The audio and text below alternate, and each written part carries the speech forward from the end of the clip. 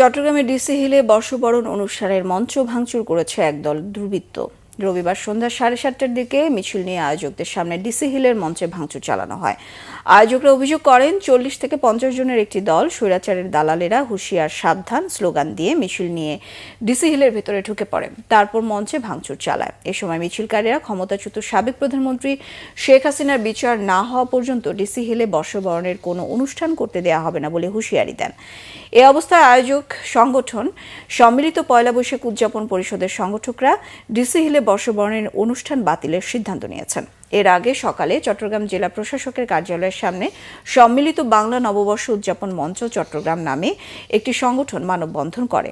এতে অভিযোগ করা হয় চট্টগ্রামের ডিসি হিল ও সিআরবিতে পয়লা বৈশাখ উদযাপনের নামে শেখ হাসিনার দোসরদের পৃষ্ঠপোষকতা করা হচ্ছে।